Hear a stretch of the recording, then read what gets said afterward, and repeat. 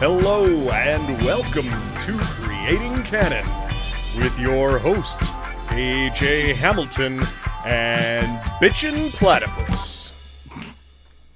You know what? I really want to legally change my name to Bitchin' Platypus. I love it, Max. What's up? Max Powers. I'm BP, Bitchin' Platypus here. Yo. On the morning radio show. Wah, wah. Now I need a radio show. What's the traffic out there, Mitch? It's fucked. 405. Bitchin' Platypus. Right back at ya.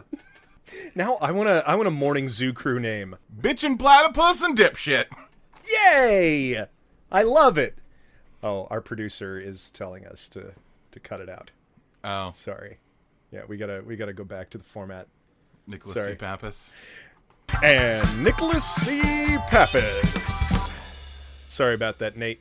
Are you I don't see anybody. Oh, yeah, I was lying. We don't have a producer. Oh, right. Yeah. You're our producer. Fair. That's fair. Hey, Nick.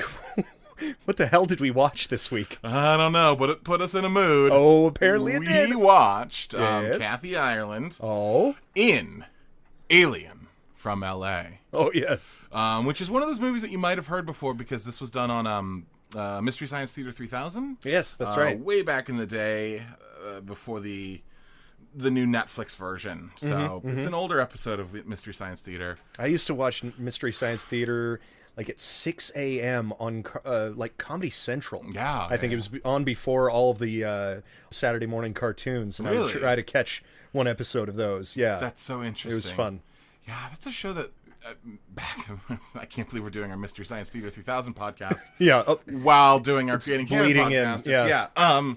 Yeah, the new seasons with Jonah Ray are Ray. actually really great. Like the two, they're very good. it took me a couple of episodes to get into it, but absolutely. Hampton Yount and who's the other fellow? It's Baron Vaughn. Yeah, that's right. Yeah, Baron Vaughn, and then also Felicia Day and Patton Oswalt. Oh who my God, yeah. Gotta love A good them. group. Yeah. Yes, indeed. Well, hopefully they'll sponsor our podcast, but if Obviously.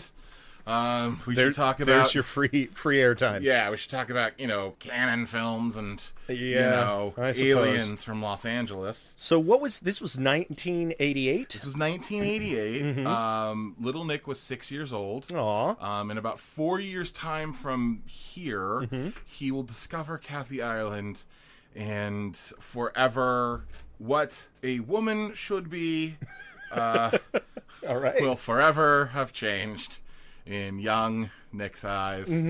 I saw your eyes light up when she came on screen. It's one of those things. You never forget your first love. And Kath, as I call her, Kath and I. Sure. She was my first love. That's actually probably not true. But she was the first person I definitely remember being like, wow, that's a woman. Not just like... And weirdly enough, oh God, I'm so embarrassed to admit, the movie it was, which is actually, it gets shit on, but I just love this movie so much. All And right. perhaps we should figure out a way to do it on this podcast. Sure. Mom and Dad Save the World. Oh. Have you ever seen that? No, I have not. Oh my God, AJ, it is fucking terrible, but also fucking great. I feel like I'm missing out, and we should change that. Yeah. Okay. Somehow we'll figure out how to do a special podcast about Mom and Dad Save the World. Perfect. Yeah.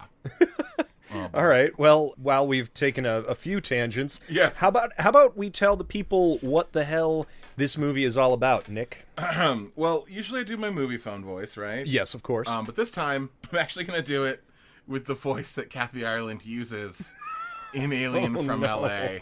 Get ready, Nate. We're gonna blow out the speakers. Once upon a time, there was a girl called Wanda. Her dad disappears searching for aliens called Atlanteans. Don't laugh. Wanda goes to Africa to find him, and she lived happily ever after. And that's all through the movie. Yeah, I wish I was kidding. she's affecting her voice. Oh, yeah. She didn't sound like that. No. The IMDb page describes this as a nerdy teenage girl goes looking for her missing archaeologist father and stumbles into a strange subterranean civilization. And I think what happened here is you have Kathy Ireland, who is clearly not a nerd. No, it's a she's all that type of thing. Yes, where they tie up her hair and put her glasses on her and frumpy shirt, and then they're like, look what a nerd, what an ugly nerd troll she is. Yes, well, they actually do call her a dark-haired, big-boned troll woman throughout the movie, which is really, I don't know. The Atlanteans have an odd ideal of beauty. Normal bones are. Yes. But she was definitely doing, like, a nerd voice that you would think about as something that comes from the 80s. But with somebody who, I would say, lacks acting ability. Yeah. And lacks any kind of empathy for what a nerd might have gone through in their lives. And any empathy towards the audience who is going to have to listen to it for an hour and a half. Yeah, I mean, to the point where multiple characters in this movie remark about how annoying her voice is. Yeah. And how terrible it is, and how she just needs to be quiet because her voice is annoying. Do you think that, well, it was directed by Albert Pune. Yes. Right? Do you think his direction was more annoying? Your voice has to be more annoying. It's not quite grating on everyone's nerves. I have no clue. I think what happened is, I read this, later in his career, Albert Pune, it turns out that he had gone deaf. Wait, really? Yeah, and I think it's because his ears were constantly bleeding from listening to Kathy Ireland on this movie. No, he did not go deaf, that I know of. Nate, can we fact check that? Yeah, okay. Thanks, Nate. Yeah, it is grating, to say the least. Oh, God. This movie was... And her dialogue, also. It's almost a double whammy, because it's not only the annoying voice, but everything she says is so expositional and out of character for any human being in any situation in their life. I mean, she's just vapid and stupid. Like, they actually make her character... Yeah, not Kathy dumb. Ireland, but the character Well, is so one-dimensional. I mean, there's a point, right? So her name in the movie is Wanda. Hold on, let me get it. Saknussemm, right? Saknussemm. Okay. And someone asked her name, and she was like, "My name is Wanda Saknussemm." Like, she says her own name wrong. She does. Sagnussemm, doesn't she say? I mean, it was really weird. It was just a really weird choice. There's for a lot character. of weird choices, and her cadence actually was really weird as well. Well, yeah, triple threat. That girl. Triple ear threat. Oh my goodness. Yeah, the basic plot line of this movie is just... very thin. It's so thin. In fact, this is probably one of the fewest notes I've ever written for a movie. Right. A movie. Sagmuvian. Sagmuvium. First of all, it starts off with, once upon a time, there lived a girl called Wanda. Which... was she a fish as well? Yes, she was. Okay. She spends a lot of time at the beach. She loves the beach. Her boyfriend breaks up with her. And she's like, "Why did you break up with me?" And he's like, "Listen, Wanda, it's just that, like, you don't want to go anywhere. We didn't want to go to the Grand Canyon. Or the Escondido, or whatever. Ensenada. You didn't want..." She's like, "But I get car sick. I offered to fly you there. But I'm afraid of flying." Oh, my God. I mean, it's crazy. And then she... the first two characters, her best friend, or whoever that friend is, and her boyfriend, or ex-boyfriend, are probably the most wooden characters in this entire movie. Yeah, I mean, they're just... most boring two scenes in this entire movie. Yeah, they start the movie and they basically bookend the movie, and they are... I mean, they're non-entities, right? They just exist for the purpose of just those two beats, battering her down. Yeah, and proving that she's awful. Her friend is like supportive-ish. No, but it's really the boyfriend, and she's like, and Wanda is like, I'll change anything about me. What do you want me to change?" And And the boyfriend's like, listen, your hair is ugly, your voice is terrible, you've got glasses, you walk like a nerd, you are a nerd, Jesus Christ, you should, fucking change literally everything about you. Or just go die. One of the two. And she's like, oh, man, that's a stinker. What a bummer. And then her best friend and her have this conversation about how her dad has been gone for 10 years. 10 years. Her mom, first of all, she says, like, everybody leaves me. Everybody leaves me. And her best friend is like, nah, they don't. She's like, well, my boyfriend left me. She's like, well, that's just one person. And then Wanda's like, well, my mom left me. And she was like, she died in a car accident. She didn't have a choice. And then finally, she was like, well, my dad left me. And she was like, well, he's, really busy working. He's an archaeologist. But he's been gone for 10 years. Well, I mean, he's really busy. That was... So he abandoned you 10 years. So he abandoned you. And apparently she is trying to... She was in her mid-20s when she filmed this, but she was supposed to be a teenager? Yeah, I think she was supposed to be like 18 or 19. So he left her with her aunt for 10 years of her when she was formative life. Yes. My God. Yeah, it's disturbing when you really think about it. It's tragic. Yeah. Yeah. And then we cut to a moment where her dad... who we don't know is her dad. Yes. Just we're thrown into this archaeologist, which we're supposed to connect because it's been close enough in the movie dialogue, time. Yeah, exactly. And he just sort of is like poking around what looks like an ancient Egyptian tomb. Yep. And AJ and I were really talking about this because he's in North Africa, and we know that Egypt is in North Africa, but I wouldn't call Egypt North Africa necessarily. I would call it... It feels like an entity unto itself. You're right. If you were in Egypt, you'd say Egypt rather than North Africa. Right. Agreed. And I don't know how to like describe that because I think part of that is, I know that Egypt is part of Africa. Yes. But I don't necessarily associate Egypt with Africa. Does that make sense? Yes. I think when I think North Africa, I think going bananas. Sure. Right? That kind of I think thing. that was supposed to take place on the West African coast, but I don't know. Sure. But more the feel of it. Yes, I agree. Yeah. Well, and the funny thing about that is also that it's neither shot in North Africa nor Egypt or either one. Yeah, it is shot in South Africa. Johannesburg, Durban, South Africa, and a town which I'm not even going to attempt the pronunciation of in Namibia. Yeah. Which is, as far as you can get from North Africa. Yes. When you really if you're still on the continent. Yeah. It's the farthest part of Africa from North Africa. It's South Africa. Oh. Yeah, and there's like 3 exterior shots. So I don't even know why they shot it there. Yes, that's true. There's only in the movie because so what happens is her dad is doing this thing where he is searching like a low rent Indiana Jones type thing. He presses what literally looks like a button on an elevator. Yes. This hieroglyphics door opens up. He walks down the tunnel, and one of the most amazing things I've ever seen, he's holding a lantern.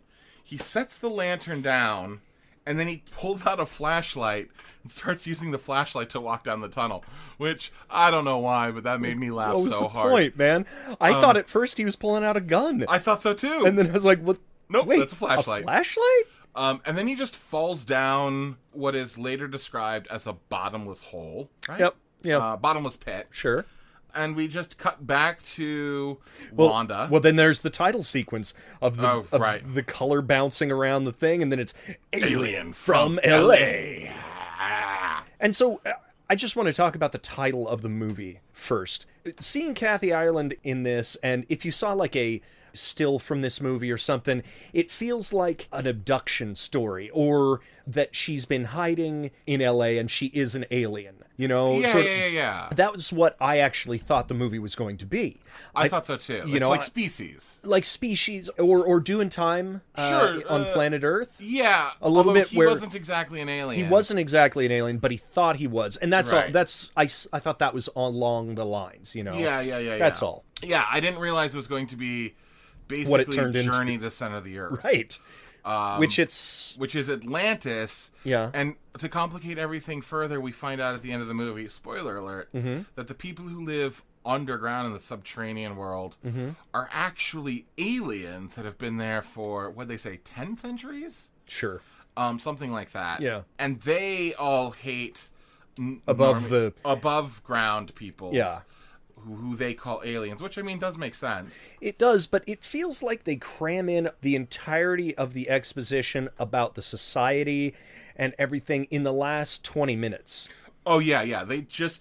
Well, that's the thing about this movie, and this is what I was going to get to, is it almost feels sort of like a non-movie in that, literally...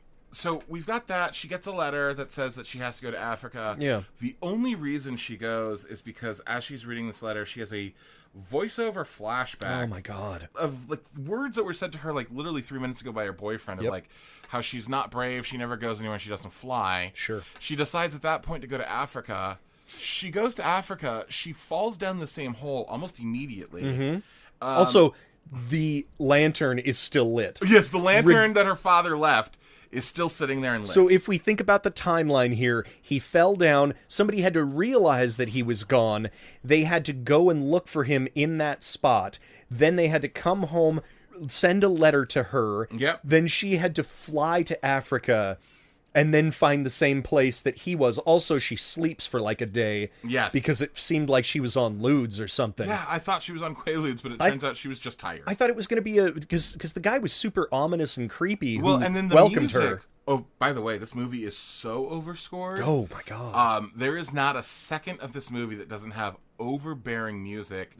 That is playing directly up your anus. Like, I don't know how to phrase it any other way. And so many miscalculated score pieces. Yes, well, she's talking to this guy who's her father's friend, and the music is like scary, and then he just disappears from the rest of the movie. And he's like, you should go to sleep, and she like passes out in her chair, and you're like, oh my God, what has he done to her? Yeah, she's on the loo, and just nothing. Nope. She just wakes up and falls down a hole.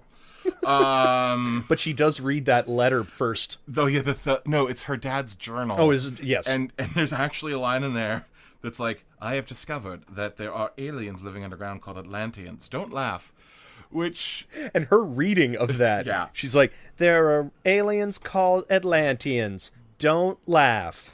Which AJ and I posited that perhaps that was a note to herself to not laugh in that scene. And she just forgot that she just forgot that was a note. Whoops. In that scene. So she finally falls down. She basically is so clumsy, she knocks over like this boulder. This really mousy woman knocks over this boulder, which knocks over a skeleton, which knocks over another boulder, which knocks over something else. And it was like a game of mousetrap. That then forces her to fall down the hole. Yes. That her father fell down. And then when she gets down there, she's stumbling around. She loses her glasses once. She picks them back up. Then she finds this guy arguing over a plot of land or a mine of some sort with these other troll guys. Yeah. And the trolls, to be clear, look exactly like humans. Yes, exactly. They might be shorter, slightly. Yeah, slightly shorter. So was Charmin supposedly a troll? I have no fucking He was like, hey, I like troll women. And she's like, I'm not a troll. And he's like, yeah, neither am I. Kind of like he was. Yeah, maybe. Anyway, that's getting too far ahead. Yeah, you just jumped to the end of the movie. You know what I want to say is all of the design, the character design, the outfit design, the set design, everything felt like a really low budget. And this is going to be really low budget because Doctor Who was really low budget. And it felt like an episode of that because it was like, ooh, look at all of the things that we got from the prop shop and we're going to make everybody look weird. Well, that's what it was definitely this kind of like post-apocalyptic wasteland that is super cartoony. Did you ever see the movie Nothing But Trouble with Dan Aykroyd? Yes. You know that like when they're in the junkyard and there's like the two gross fat guys yes, who are like, yes. Yeah. I mean, like, the characters sort of had that, like, cadence to them. I also wrote down this feels like Pluto Nash, which I watched recently. I'm sorry. And it is worse than I remembered. I can't believe you gave it a second thought. Oh, my God. It was, I don't know what I was thinking. Well, and then also when they get into the main part of the town, it looks like Super Mario Brothers. Yes! Mixed with... Like Blade Runner. Yeah, like, totally. That's exactly right. The Dennis Hopper Super Mario Brothers world. That's right. Yeah. So it has, like, all of these, like, really fucking cartoony, post-apocalyptic worlds. Yeah. That are not scary. It's not... Which, to me, 10 centuries, right? And it is such a... I mean, that's longer than the human race as we know it. Exactly. And to me, if you had a society like that, you would either have controlled everybody by then, or it would be an absolute oasis of peace. You know, if it wasn't... It's a very small... I mean, it takes them to get from the place that this fellow that she rescues, or Gunton, but she shortens it to Gun, whatever. So she meets this guy, and he says we're about a mile away, and a day away. A day away, that's right. So it seems to me that he is mining this place in a way that it's the 1840s in California. And that's as far as he has gotten away to find more ore or more whatever he's trying to mine out of the ground, because he keeps talking about getting a claim on the land and stuff. Yeah. And you'd think 10 centuries, this whole place would have discovered all of it. Well, I'm going to throw out that if those people were there for 10 centuries. Yes. I'm just going to throw out that, again, this is before, humans were walking on Earth. Mm-hmm. You think they would have just, gone to the top. Yeah. And, staked claim. Yeah. It seems like it. Not at all. They would rather live underground where it is hot and stinky and sweaty and it looks like Super Mario Brothers. Yes, exactly. Oh, boy. They are very limited, and only one of their scientists apparently has even attempted that. Yeah, only one scientist believes that the substrate... Like, that's one of the things is, like, it's that weird, like, George Orwellian 1984 society where the big government's in control of everything, and they don't want you to believe that there's an outer planet... What do they call it? Upper world or something like that? Yeah. And if you do talk about the upper world, you can just be disappeared. Yes. Or everything can be taken away from you. They want to destroy any and all aliens if aliens exist. Well, and they say that they find aliens every day, and I was like, what do you mean? Well, there's two people, or are they just considering unwanted people aliens? I think what they actually said was that the newspaper claims that they find aliens every day. Is that just a scare tactic to keep everybody? Scare tactic, but the government need the government. Yeah, the government says that there are no such things as aliens. I think it's more of a conspiracy conspiracy theory. I think it's the it's the Pizza Gators, or it's the 9/11 truthers. Right. You just made me think of something. What if alligators were made of pizza gators? Then we could eat them with our chocodiles. Oh, I've actually had alligator on pizza. Oh, I've had alligator, but not on pizza. It's not bad. Yeah, alligator's good. Yeah. Anyway, that's what other kinds of weird meats have you eaten, AJ? Octopus. I had kangaroo once. Oh, that's fun. Pork knuckle. It made me very happy. Stop it. What? We're cutting all of this. No. All right.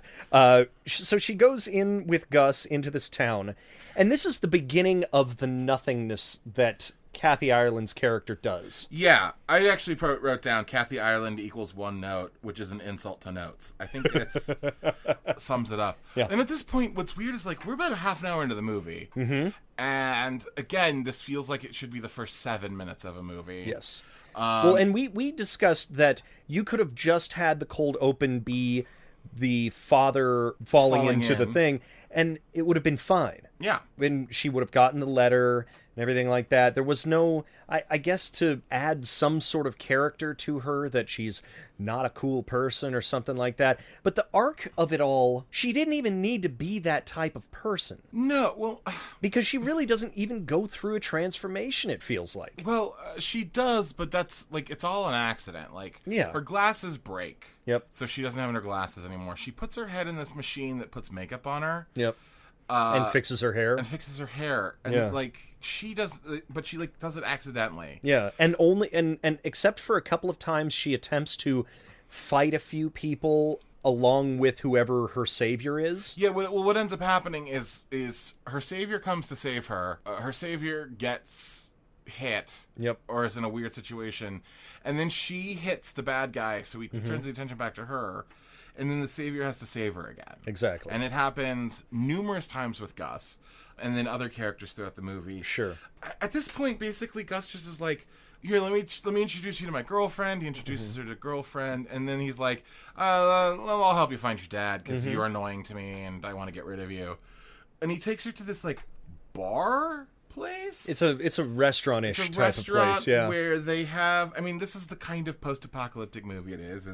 They're served food and it looks just like a normal sandwich, except there are worms on it. Cool. Like live living worms like that they haven't live processed worms. or anything like that. Yeah, but the whole sandwich is processed, and so is the rest of the food on the plate. Yep. She just threw worms on. Which was really weird. And she's such a loudmouth in this. Yes. On purpose, of course, but it's something that nobody would do in that situation because she keeps yelling out. She's like, "What is this place? It's crazy. I'm an alien. I'm from somewhere else." Yeah, and after this, she's been explicitly told, don't say that. It's not a good thing. Mm-hmm. And she just keeps saying it, and people overhear her. Yeah. She gets stolen from this restaurant. By a character named Shank. Is that what the character's name is? Yes. She looks like Helena Bonham Carter mixed with Neil Gaiman's Sandman. Yeah. It's bizarre. She brings him to Deep Roy, plays a character named Bambino, who's like bigger than the big boss. Is that what he keeps saying? He's the he's the boss of bosses. He's the boss of bosses. I don't know. Deep Roy, of course, was in Going Bananas. That's right. He played the ape in Going Bananas, and he was also the Oompa Loompa in Charlie and the Chocolate Factory. That's right. Among many other things. Among many other things. Oh, and then Shank did the most clever thing in this entire movie. Well, hold on. Go ahead. Just because Shank brings Wanda to Deep Roy. Yes. And Deep Roy's like, what do I need a dark-haired, big-boned troll for? And Shank is like, she's an alien, and I'll give her to you for 500 shiny ones. Which, again, feels like that post-apocalyptic thing of double speak stuff. Well, yeah. it's like, just say money or dollars or... Credits. Yeah, but simple, shiny ones. Shiny ones. And then he says the same thing back to her. No, he says, I'll give you 400 shiny well, ones. Yeah, and but he's like... uses the shiny ones nomenclature. It's stupid. Yeah, which is just dumb. Yes. It's just dumb. Okay, so then Shank does this amazing thing, which I actually really enjoyed, which was... She goes from Deep Roy's place after she's gotten the money and goes to a general. What's his name? Crassus? Crassus. He's one of the government people. And she's in the government house. That's the only time there is a subtitle on the entire movie. And it's like, government house. The government house. It's like, okay, but you didn't tell us where anything else was. You didn't say... Egypt North Africa or anything like that. Or LA. Venice Beach, I don't know. And yet the only time is government house. And it doesn't even make sense for it to say government house. Like, we got that they were part of the government. It's pretty looks amazing. Different from everything else in the city. Well, and everyone in the government has that like weird slicked back hair. Right, and the black suits. Matrix, like white painted faces. And they're all shot in that same like up close fisheye camera lens. Yes. It's like, look at my face. Yeah, the bad guy Doctor Who shot, you know. So she goes to him and she says, "Hey, for 750 shiny ones, you can know the location of an actual alien." And he's like, I'm in. So she's turning them against each other. It's great. She makes all the money. Indeed. Shank. And then somehow Gus keeps finding Wanda. And keeps rescuing her, kind of. And then, like, Wanda keeps escaping, and then Shank keeps finding her. And for some reason, Gus says, yeah, sure, I got nothing to do. I'll help you find your dad, which seems like a very difficult thing to do in this situation. Almost impossible, but he calls this professor friend who looks like the human version of Dr. Zaius. Or the less ridiculous version of Jim Carrey in the Sonic the Hedgehog movie. Oh, that's true. That's very true. That's going to be a bad movie. Yes, it will be. Yeah. Anyway, boy, hot take on that one. Yeah. I'm sure nobody else thinks that. No way. And they just, and that's it. Like, he ditches Wanda. Yeah. To which point, Wanda almost gets abducted again. Mm-hmm. And there's just this random dude named Charmin. Oh, God. We're an hour into the movie at this point, and she meets Charmin, who is... like a slightly more affable version of Gus. Yes, he is charming. He is. That's why his name is Charmin. Well, he's just more of a human being. And he's younger. I get, yeah. And he just, like, kicks some ass. He calls somebody a For selfish... one scene. He calls somebody a selfish pebblehead. Yes, I love. that's right, yes. He fought a guy who looks like Bela Lugosi. With the Joker scars. With the Joker scar. That was great. About the size of Frankenstein. Yes. Monster. Yeah. Good catch. Thank you. Mm-hmm. And then Wanda is like, Charming, I love you. Will I ever see you again? I love you so much. And he's like, listen, doll, we will or we won't. I don't know. That's just the way this world is. Blah, blah, blah, blah, blah. But didn't right before she said, will I ever see you again, he said, go to this place. I'll meet you there afterwards. Yes, that's what he said to her.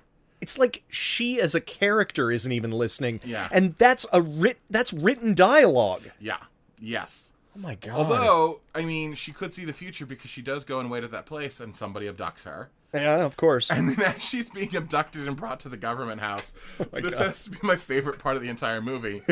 All of a sudden, she's abducted, she's on this tank, and she's being driven to the government house. And all of a sudden, she just drives past Gus and this professor. Yep. And as she drives by, she's like, hi, Gus! And Gus is like, hi, Wanda. Sure. And then they're off. And then he almost does a double take. He's like, wait, what? Yeah. Also, around that same time, there was that super weird circle wipe that they do in Star Wars. There were so many weird wipes and fades. There was like the wipe from the side. Yep. There was it's like they edited it in an iMovie. Down. Well, it was sort of like, they were told like, oh, look at this. And Albert Pune was like, do it. Great. That sounds cool.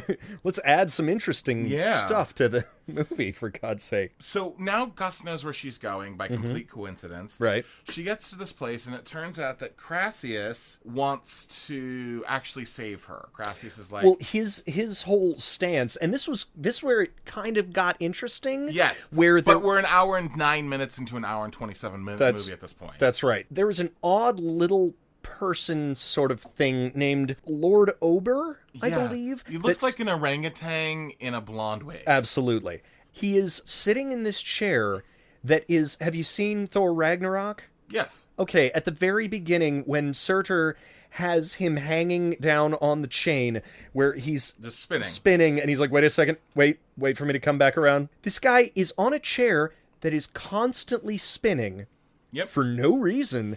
It's not like it's spinning back and forth between Crassus versus like Peacock Eye. Peacock Eye, sure. And she looked like an eye patch made of peacock feathers over her eye. There you go. I think Peacock that's Eye. Easy.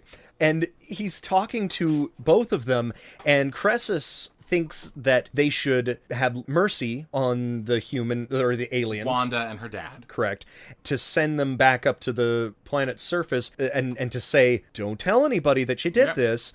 And the other peacock lady says, no, we should kill them. They're spies. They're spies. And we never get a close-up on Lord Ober. It's just constantly spinning, and there's no reason that being was even in the scene. Well, he was like saying we should listen to Crassus. Crassus is right. That was it. Which also led to one of my favorite lines in the movie is when Peacock Eye says to Crassus, "Oh, Crassus, your pantyhose are on too tight." Yes, what the... And at this point, Gus bursts in the room. Gus saves them. He saves her. He tackles Crassus, I think. Yeah, and but weirdly, this sort of proves Peacock Eye. Mm-hmm. They leave, Gus and the dad and Wanda. Also, Gus comes in... Gus comes in with, like, a bazooka over his arm and, like, a bag. And you think that as he's sneaking in, he does a bunch of different weird things that he's, like, maybe setting traps or setting bombs. No, he just tackles the guy. Yep. And then rushes them out. And at that point, Wanda and her father... Finally see each other. By coincidence. Having a conversation. Accident. No, they're both led into the room with Crassus and Peacock Eye. Right, but I mean, like, she doesn't do anything to find her dad. Oh, not at all. No. It's all on accident. It's all coincidence. It's true. But as they're all running outside, they decide, this is the time to have that meaningful conversation about, why did you come and find me? Why did you abandon me? Well, why did you come and find me?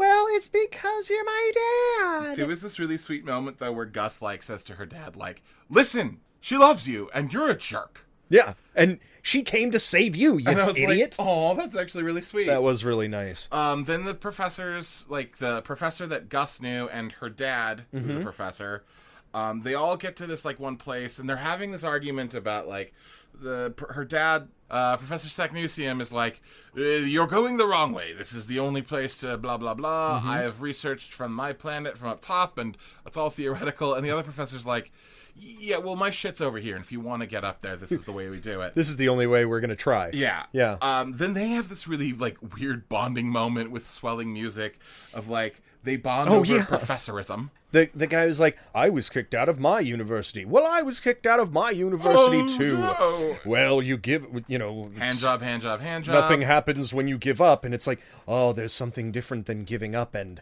unfinished business. Yes, wink. Yes, wink. I would never give up. Well, I am finished. Peacock Eye bursts into the room along with Crassus. Yep. Crassus punches Peacock Eye in the face. Yeah. And Wanda goes, "Whoa, bitchin' left hook, Crassus."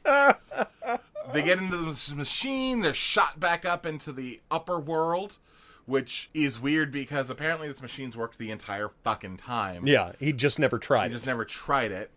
They're shot back up into the upper world, and weirdly, the ant's in Africa all of a sudden. Yeah, well, she wakes up, and she sees the ant. Nick and I looked at each other, and we were like, is this some sort of weird Wizard of Oz type thing? Partially because when she first gets down into this, underworld place, she goes, well, I guess I'm not in Kansas anymore. Oh, God, that was intolerable. Yeah. I hate when movies directly bite off of something without it being a clever nod to it. Yeah. And I don't think that was very clever. No, not at all. At all. Other than to possibly set up for a half a second where we thought, oh, wait, was this it all a dream? And she was like, wow, I had this crazy dream, and I found my dad and everything. And her dad shows up and is like, it is a dream that has turned into a reality. And then they look over, and I don't know what building they were in. Were they in the temple? I have no clue. They were in something. It almost looked like the place that she had been in where her father's friend had brought her. Yes, Didn't that's it? What I think it was. But that place is attached to the temple. Oh, it is? Yes, that place is, he says he's been digging underground here. Oh, got it.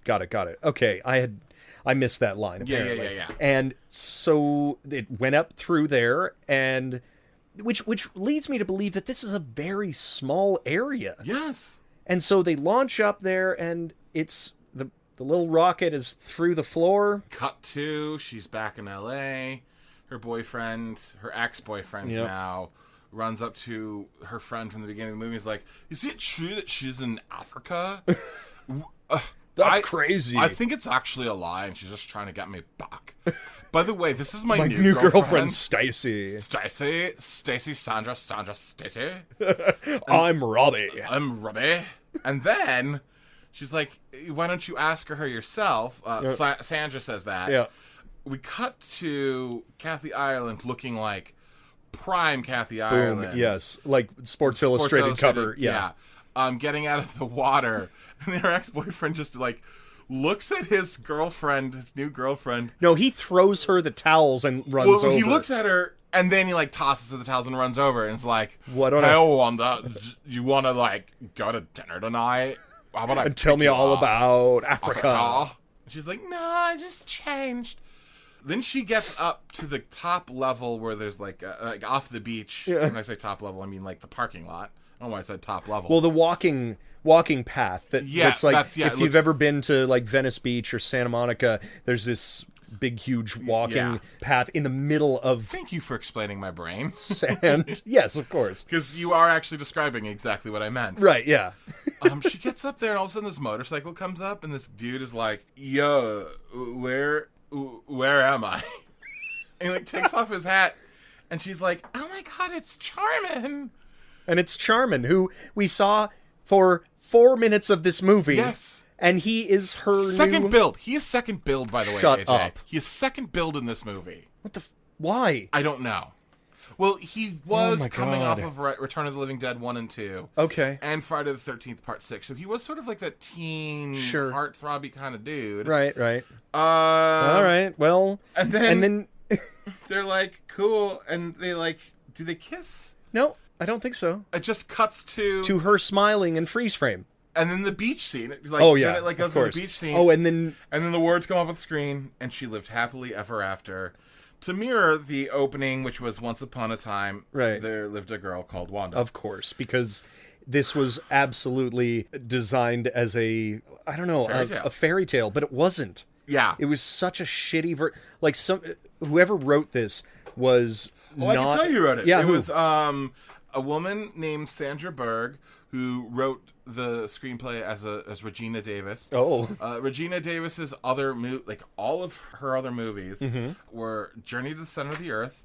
Oh. Which, pause real quick. Yeah. Journey to the Center of the Earth was another Cannon film that Menachem Golan and Yoram Globus promised to their foreign distributors. Okay. They filmed about 8 minutes of Journey to the Center of the Earth and ran out of money.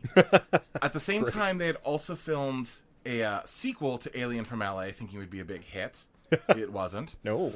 So what they did was they took the first 8 minutes of Journey to the Center of the Earth, plopped it onto the sequel of Alien from LA, and then just released that as a movie. So Kathy Ireland does show up as Wanda Sussman. Okay. Sussman? No, what's her name? Sack Newsom? Sack Newsom. Wow. Or whatever. Whatever, who cares? She can't say it right. I'm not going to say it right. It doesn't matter. She shows up as Wanda Sack Newsom. It does take place in Atlantis. The weird, chubby, fat Loki guy from this movie that we haven't even really talked about because we've only seen for a second. He was one of the guys who was holding up Gus at the beginning of the movie. He's in the next movie. Jesus. Both of them written and directed by Albert Pune. Okay. Who wrote this. And then there's a woman named Deborah Ricci, whose only other credit as a writer is... What? Guess. Alien from LA? No, I mean other than Alien from LA. Oh. Journey to the Center of the Earth. Yes, yes. So that's who wrote it. That's who we have to thank for this movie.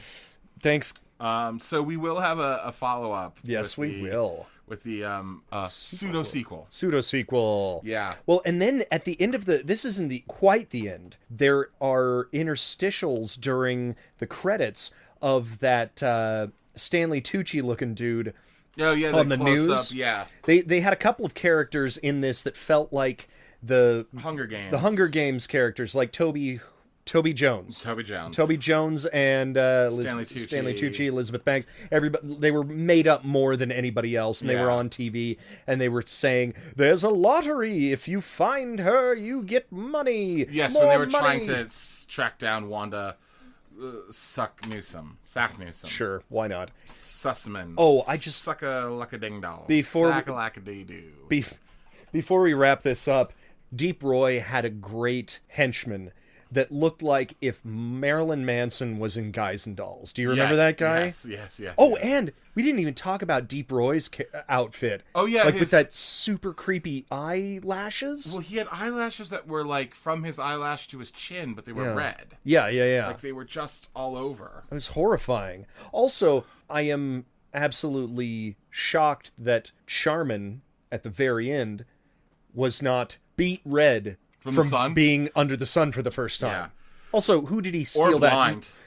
Right. And who did he steal that motorcycle from? That's a great question. Who knows? He probably pulled him Captain Marvel and just beat some guy up and took all of his stuff. Oh, God. Oh, man. So we do have to ask the question, what is canon about this movie? All right. I have four things. Okay. I'm going to jump first by saying the flashback voiceover shit. Yep. Which happens twice in this movie. Where it's literally 3 minutes later, we get a flashback voiceover of something that a main character just heard. Yeah. That's happened in 3 or 4 Menachem Golan specific canon movies. Yeah.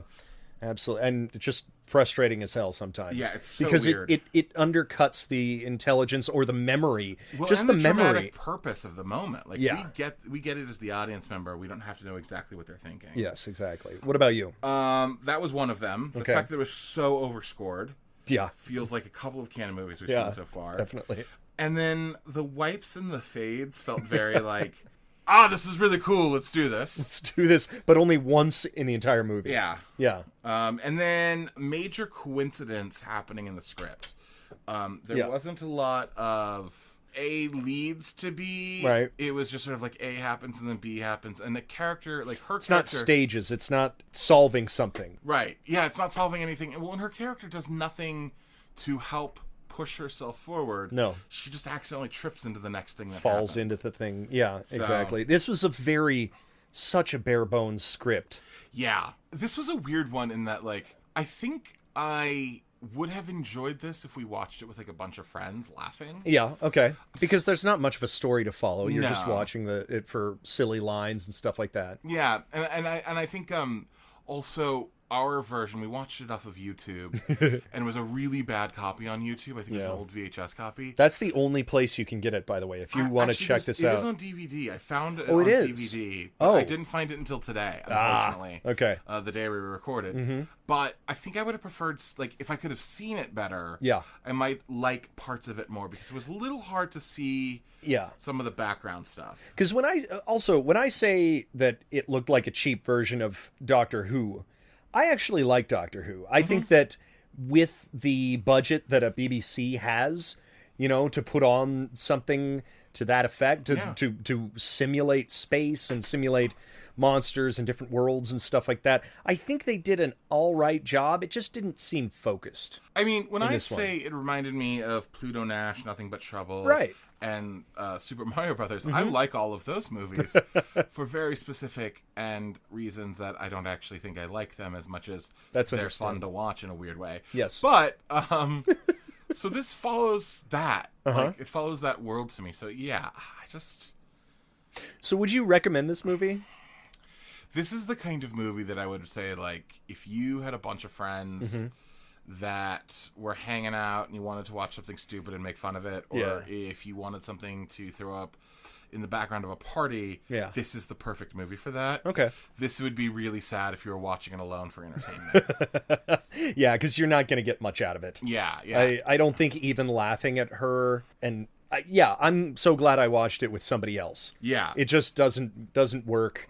It's quite absurd in the attempts at... All of the characters feel like they've been in other movies, but just to better extents. Yes. Like, also, Gus and Charmin not being the same character is a poor choice. Well, it is really weird. It does not make any sense. Well, I think... In a better written movie, you could have the responsibility of Gus being a provider down in the depths of this Atlantis, or wanting to go up to the surface at the end, trying to make that decision, rather than it just being like, I'm the mean version of Han Solo and Charmin is the nice version of Han Solo. Well, I also think part of it too was, my guess is what happened is they cast Gus to be the sort of like romantic lead kind of guy. All right. And they realized that he was 74. I guess so. Well, not literally 74. I mean, like, he was an old man. Like, he was like 45. Oh, yeah, fair. Comparatively to like the 17-year-old. Also, what a weird choice. There's a weird choice at the beginning of the movie where he comes back to his fiance's place, who runs that like hotel or something, and she's like, I got you these clothes from a guy who left without paying. I'll give them to you. And then for the rest of the movie, he has these oversized clothes. Yeah. And it's not even played as a joke. It's just like visually he looks odd for the rest of the movie. Yeah. I don't know. It was weird. Yeah. But I was going to say, though, he's like 50. Charmin is like 18. Sure. Then cast Charmin. Charmin. Like the toilet paper? Like the toilet paper. Good. All right. Great. Yeah. That was it. What would you recommend this movie? It's more frustrating than some of the other wacky, silly, dumb movies that we've watched. It's not fun enough to be super fun. It really isn't. It's so threadbare. Yeah. I think that it's kind of disappointing, and she doesn't get nearly enough to do. If she turned out to be like a kick-ass character in the end... Or her voice was less annoying. I hate to be that guy. No, but you're absolutely right. Like, I know women with high-pitched voices, and she was shrill. Yeah, and purposefully so. It wasn't shrill Shrill is such a dangerous word. Yeah, pejorative word. Pejorative word. But it was purposefully. Well, yes. Yeah. And I was going to say it's often prescribed to women today, just women's voices. Yes. Which is sexist in its own nature. Absolutely. In this particular movie, it feels like the right word because, A, it was, and it was supposed to be, and we know that because every single character in the movie was complaining about it on her voice. Yes, and her dialogue, her complete lack of understanding of the situation that she was in, just added to the intolerable nature of the character. Yeah. So, no, I would not. But if you want something to put on in the background of a party, go ahead. Why not? All right, Nick, what is up next week? Next week we have. Bum, bum, bum, bum. Whoa! I don't know why I went with that. Bum, bum, bum, bum. Bum, bum, bum, bum. Yes? The Bridge to Hell. Ooh, that sounds spooky. Yeah, it's not. It's what? It's a World War II movie. Italian film directed by Umberto Lenzi. Oh, he sounds Italian. He is. I don't know if you legally have to say his name that way, but it's just not as fun if you don't say his name that way. It's the official rule for creating canon. Yeah, so there you go. I mean, look, I'm going to break the rule right now, but Umberto Lenzi. Umberto Lenzi. Yeah, the first part sounds like awful on my ears. Yeah, it does. Yeah, I don't like it. So, yeah, so this should be a fun one. I'm hoping. Me too. We shall see. Yeah, World War II is always fun, right? For who? The viewer? I guess. I don't know. I've seen, would you call Saving Private Ryan fun? Like, oh my god, that guy's looking for his arm. I'm having a great time. I gotta say, the sniper shot, Barry Pepper, I don't know. I don't remember. One of the guys. But he shoots him through the sniper scope. It's awesome. That is, I mean, yeah, okay, I guess. It's exhilarating, if nothing else. It's not fun. I'll give you that. Okay, thank you. Okay. Next week. Bridge to Hell. Oh, by the way, I should mention, as of this recording, it's available for free on Amazon Prime. So. Oh yes, that's right. Yeah. Watch it there. So check it out. Cool. Word. All right, Nicholas, where can people find you on the internets? You can find me at Nicholas C. Pappas on the Twitters. Sure. You can also find me at nicholascpappas.com. Okay, cool. You can follow me on Twitter, Instagram, Facebook, and my website, The AJ Hamilton, or theajhamilton.com. Just real easy to search for me, AJ Danger Hamilton. And you can follow us. AJ Danger Hamilton. His name is AJ Danger Hamilton. That's me. He's got a million podcasts he wants you to know. But just you listen to, you know what? I'm going to let you hang yourself on this. You can follow us at Creating Cannon. That's Cannon with 2 N's, Cannon. That's 3 N's. Fuck. You're right. Cannon with 3 N's, Cannon. And you can email us, creatingcannon@gmail.com. And we love all of our listeners. We are so glad that you guys are taking this insane journey with us.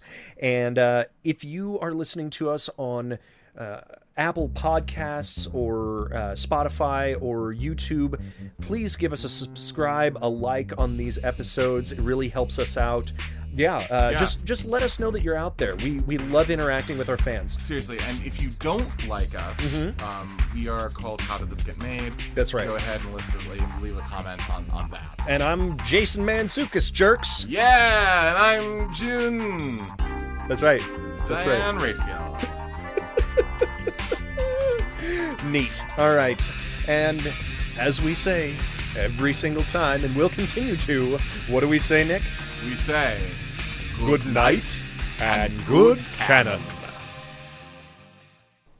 Wait, what? Piping plovers befuddles music fans. Oh. Shining over you. All right. I forgot that I'm on recording. Always and forever. God damn it. Computer, set a timer for 3 a.m. Alarm set for 3 a.m. tomorrow. God damn it. What if you could set an alarm that was just Dom DeLuise laughing? Computer, or wheezing? play Dom DeLuise wheezing. I can't find songs by Dom DeLuise wheezing. That would be a great band name. Dom DeLuise wheezing. Dom DeLuising? Dom DeLuising! That was the road itself. Hello! Oh.